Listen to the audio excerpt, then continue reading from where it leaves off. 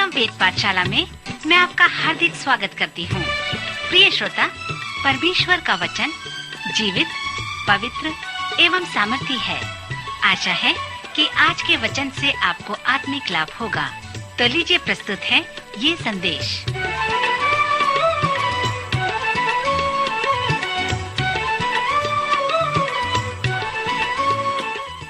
नमस्कार श्रोता मित्र, वेद पाठशाला की अगली कक्षा में आपका स्वागत है।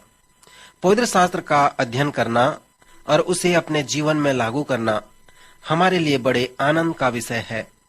इन दिनों में हम पौलुस द्वारा लिखी इफिसियों की पत्री का सर्वेक्षण कर रहे हैं। पिछले अध्ययनों में मैं इस पत्री के एक शब्द सारांश व रूपरेखा के विषय में बता रहा था। पहले अध्याय में मनन करना, दूसरे अध्याय में शब्द स्मरण करना और तीसरे अध्याय में शब्द प्रकाशन करना है। क्योंकि पौलुस इफिसुस में बहुत दिनों तक था, इसलिए इस पत्री में उसने इफिसी के लोगों को उत्साहित करते हुए कहा है, उन सुंदर बातों को वे स्मरण करें जिसे उसने उन्हें पहले से बताया है, जब वह उनके साथ 3 वर्ष तक रहा। जब पौलुस इस पत्री के 4थे अध्याय में आता है तो वह इस पत्री के मेरे पसंद के भाग में आता है। यह सत्य है क्योंकि मैं इस पत्री के इस भाग को पसंद करता हूँ। यहाँ पर कोई पौलुस से प्रश्न पूछता है और इस प्रकार की आवाज निकालता है कि क्या हुआ पौलुस। तब पौलुस आत्मा की प्रेरणा से उस प्रश्न का उत्तर देता है। यहाँ पर इस पत्री के प्रायोगिक भाग में 4थे अध्याय के 17वें पद में पौलुस प्रारंभ करता है। यहाँ पर वह बहुत ही सुंदर व व्यावहारिक रूप से बातों का आरंभ करता है, उसे उपयोग करता है। यहाँ पर वह मनुष्य के व्यवहार के विषय में सुंदर सच्चाई को बताता है। इस 4थे अध्याय के सार को मैं समाधान या पुनर्समाधान शब्द से प्रस्तुत करता हूँ। पौलुस कहता है कि जब तुम सुबह सोकर उठते हो तो कल्पना करो कि तुम अपने निकटतम मित्र के पास जाते हो। सो एक तरह से आप अपने मित्र के पास पुराने जीवन को पहन कर जाते हो और दूसरे तरफ से आप अपने मित्र के पास अपने जीवन के नए वस्त्र को पहन कर जाते हो। सो पौलुस कहता है कि जब तुमने एक बार अपने पुराने जीवन के वस्त्र को उतार दिया और नए जीवन को पहन लिए हो तो उस पुराने मनुष्यत्व को फिर से न पहनो, परंतु नए मनुष्यत्व को पहन लो, अर्थात सब प्रकार की कड़वाहट और प्रकोप और क्रोध और कहल और निंदा सब बैरभाव समेत तुमसे दूर किए जाएं। इन सब अभिलाषाओं को अपने जीवन से उतार डालो और अपने मन में आत्मिक स्वभाव में नए बनते जाओ और नए मनुष्यत्व को पहन लो, जो परमेश्वर के अनुसार सत्य की धार्मिकता और पवित्रता में सिरजा गया है। पौलुस ने क्रोध के विषय में किस प्रकार वर्णन किया है, उसका बड़े ध्यान से अवलोकन करो। उसने कहा है, क्रोध तो करो पर पाप न करो। पौलुस ये नहीं कहता कि क्रोध न करो। अनेक लोग इस पद को पसंद करते हैं और कहते हैं कि क्रोध करने के लिए हमारे पास अधिकार है, परंतु पौलुस ने सचमुच में ऐसा नहीं कहा है। उसने कहा है कि जब तुम क्रोधित होते हो तो उस क्रोध के द्वारा तुम पाप न करो और सूर्य अस्त होने तक तुम्हारा क्रोध न रहे। फिर बाद में पौलुस कहता है कि क्रोध पुराने मनुष्यत्व का एक वस्त्र है, सो इसे अपने जीवन से दूर करो, उतार डालो। श्रोता, इस वस्त्र पहनने के रूपक बात में जो विषय है वो इस प्रकार है कि अपने जीवन के पुराने मनुष्यत्व को उतार डालो और नए मनुष्यत्व को पहन लो। पौलुस के अनुसार हमें फिर उस पुराने मनुष्यत्व को पहनने का कोई अधिकार नहीं है। पौलुस हमें क्रोध करने के लिए अनुमति नहीं देता।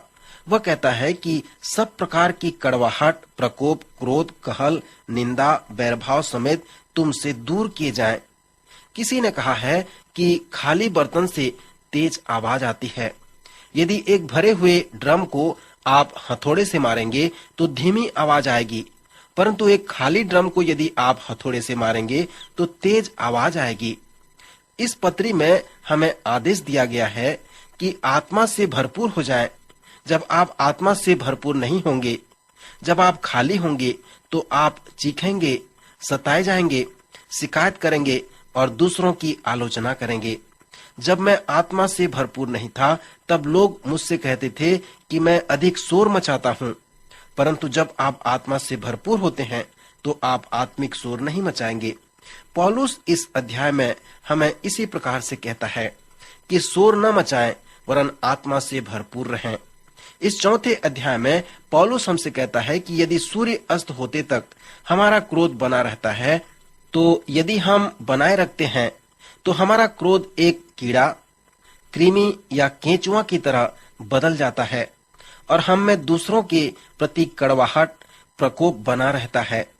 एक पास्टर होने के नाते मैं इस प्रकार के अनेक लोगों का परामर्श करता हूं जो अपने क्रोध को बनाए रखते हैं। एक सुंदर व अच्छी महिला थी जो दिखने में ऐसी थी कि उसके पास क्रोध का कोई समस्या नहीं है, परंतु वह मेरे पास में आई और मेरे हाथ को बाइबल में रख कर कहा कि प्रतिज्ञा करो कि किसी से नहीं कहोगे।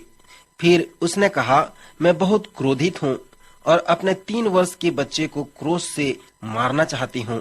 इसके साथ साथ मुझे और भी लोगों पर क्रोध है। तब मैंने कहा, आप जितने लोगों से क्रोधित हैं, उन सब के नाम लिखकर मुझे दें। उसने 35 लोगों का नाम लिखा। वो इन सभी लोगों से क्रोधित थी। मैं अपने मित्र की सहायता से उस स्त्री का परामर्श किया ताकि वह अपने क्रोध की समस्या से छुटकारा प्राप्त कर सके। धीरे धीरे वह इन सब क्रोध से छुटकारा प्राप्त कर सकी। यहाँ पर पौलुस कहते हैं कि परमेश्वर के पवित्र आत्मा को शोकित मत करो, जिससे तुम पर छुटकारे के दिन के लिए छाप दी गई है। सो सब प्रकार की कड़वाहट, प्रकोप व क्रोध को अपने जीवन से उतार डालो और एक दूसरे पर कृपाल और करुणामय हो। और जैसे परमेश्वर ने मसीह में तुम्हारे अपराध क्षमा किए हैं, वैसे ही तुम भी एक दूसरे के अपराध क्षमा करो।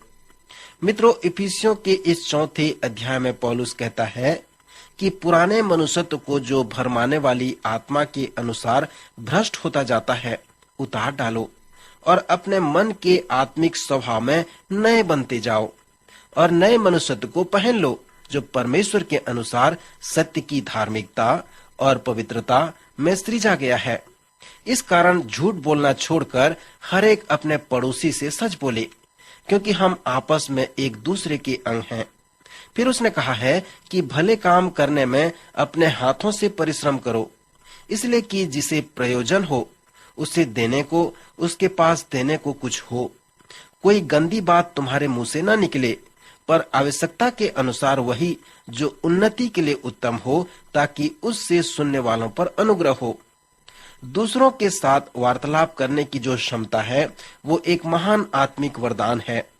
जिस प्रकार मनुष्य वार्तालाप करता है, उस प्रकार कोई पशु वार्तालाप नहीं करता। इस तरह से हम जानते हैं कि हम परमेश्वर के स्वरूप व समानता में बनाए गए हैं। पौलुस कहता है कि वार्तालाप करना आपके लिए एक अवसर है कि आप दूसरे व्यक्ति के उन्नति के लिए करते हैं, ताकि उसके द्वारा सुनने वाले पर अनुग्रह होता है। नए मनुष्यत्व को पहनने के विषय में बताने के बाद पौलुस कहता है कि आप इस प्रकार चलो। पवित्र शास्त्र हमें उत्साहित करता है कि हम बाइबल के उन सच्चाइयों को अपने जीवन में लागू करें और मसीह में जीवन व्यतीत करते हुए चलते रहें। अनेक लोग बड़े सुसमाचार सभा में जाते हैं, जहां सुसमाचार प्रचार किया जाता है। वे उस पर विश्वास करते हैं। फिर कुछ लोग ये सोचते हैं कि ठीक है, मैंने विश्वास कर लिया है, परंतु मैं वापस जाऊंगा और अपने पुराने जीवन में फिर से चलूंगा। मित्र, पवित्र शास्त्र ऐसा नहीं कहता। इसलिए इन पत्रियों के जो प्रेरित हैं, वे अपने प्रायोगिक व व्यवहारिक भाग में लिखे हैं कि अब इस प्रकार की चाल चलो। मसीह यीशु में जो जीवन है, वो मसीह के साथ प्रतिदिन चलने का जीवन है। पौलुस लिखता है, प्रेम में चलो। दूसरे शब्दों में, ऐसे चलो जैसे मसीह चला और तुमसे प्रेम किया और तुम्हारे लिए अपने आप को दे दिया। सो बिना प्रेम के द्वारा आप मसीह के देह के अंग के रूप में जीवन नहीं बिता सकते। फिर पौलुस लिखता है कि ज्योति की संतान की नाई चलो। पौलुस हमसे कहता है कि ज्योति वो वस्तु है जो परमेश्वर को प्रसन्न करता है। पौलुस के अनुसार हम प्रभु के निकटता में आए और जाने कि कौन सी बात प्रभु को भाता है, फिर हम ज्योति में होकर चलें। पौलुस हमसे कहता है, क्योंकि ज्योति का फल सब प्रकार की भलाई और धार्मिकता और सत्य है। फिर यह परखो कि प्रभु को क्या भाता है, और अंधकार के निष्फल कामों में सहभागी न हो, वरन उन पर उलाहना दो। फिर पौलुस हमसे लिखता है कि सतर्क व सावधानी के साथ चलो। अनेक लोगों का यह विचार होता है कि मसीह के पीछे चलने वाले लोगों के मन स्वर्गीय होते हैं, वे संसार की बातों में मन नहीं लगाते। पर यहाँ पर पौलुस हमें इस प्रकार करने के लिए नहीं कह रहा है। जब उसने कहा है कि निर्बुद्धियों की नाई नहीं परंतु बुद्धिमानों की नाई चलो, तो उसका तात्पर्य यह है कि अपनी आंखें खोल कर चलो। फिर उसने कहा है अवसर को बहुमूल्य समझो, क्योंकि दिन बुरे हैं। सो बुद्धिमानों की नाई समय को उपयोग करो और निर्बुद्धि न हो, पर ध्यान से समझो कि प्रभु की क्या इच्छा है। इस पत्री में पौलुस ने हमें कहा है कि हम मसीह में स्वर्गीय स्थानों में रहें, जहां पर उसने हमें आशीषें दी है। कई लोग इसे मजाक समझते हैं, परंतु हमें प्रभु की इच्छा को समझना है। आज कलीसिया को, प्रत्येक व्यक्तिगत मसीही विश्वासी को ये जानना है कि परमेश्वर के अनुग्रह से मसीह में जीवित रहने का अर्थ क्या है। यीशु मसीह ने सिखाया कि न्याय धर्म विज्ञान के आधार पर नहीं होगा, परंतु यीशु मसीह के अनुसार न्याय इस प्रकार होगा कि लोग जो प्यासे हैं और आपने उन्हें पीने को पानी नहीं दिया, जो लोग नंगे हैं उन्हें आपने कुछ नहीं दिया, जो लोग भूखे थे और आपने उन्हें भोजन नहीं दिया, जो लोग बंदीगृह में थे तुम उनसे मिलने नहीं गए, जो लोग बीमार थे तुमने उनकी सुधि न ली, जो लोग परदेसी थे तुमने उन्हें अपने घर में नहीं बिठाया। सो यीशु के अनुसार आप इसी प्रकार न्याय सामना आप करेंगे। जब आप इस प्रकार न्याय का सामना करेंगे, तब आप ये जानने पाएंगे कि परमेश्वर इस संसार के क्लेशित, दुखित व खेदित लोगों की चिंता करता है। यदि आप मसीह में हैं और आपका हृदय व मन मसीह में केंद्रित है, तो आप में निश्चित रूप से लोगों के प्रति दया होगी, और जिन्हें आवश्यकता है उनके विषय में आप निश्चित रूप से विचार करेंगे, क्योंकि आप स्वर्गीय राज में जीवित हैं। इसलिए पौलुस कहता है कि ध्यान से देखो कि कैसी चाल चलते हो, निर्बुद्धियों की नाई नहीं परंतु बुद्धिमानों की नाई चलो, और प्रभु की इच्छा को जो इस पृथ्वी के लोगों के लिए है उसे ध्यान से समझो। फिर पौलुस कहता है कि आत्मा में परिपूर्ण होकर चलो और दाखरस से मतवाले न बनो। श्रोता मित्र, पवित्र आत्मा से परिपूर्ण होने का तात्पर्य यह है कि पवित्र आत्मा के नियंत्रण में चलना। मैं आज यहाँ पर रुकना चाहता हूँ। क्या आपके पास वो सामर्थ है?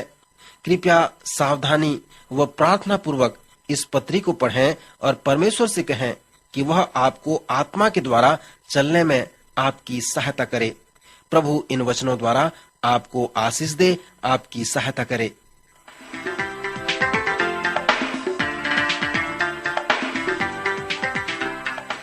अभी आप सुन रहे थे कार्यक्रम वेद पाठशाला। श्रोता, हमें विश्वास है कि इस कार्यक्रम के द्वारा आपको आशीष मिली है। यदि इस कार्यक्रम के विषय में अधिक जानकारी प्राप्त करना चाहते हैं या बाइबल अध्ययन से संबंधित कोई प्रश्न हमसे पूछना चाहते हैं, तो आप हमें इस पते पर लिखें। हमारा पता है कार्यक्रम वेद पाठशाला, post box number 713, EN post, Faridabad 7। पता एक बार फिर सुन लीजिए।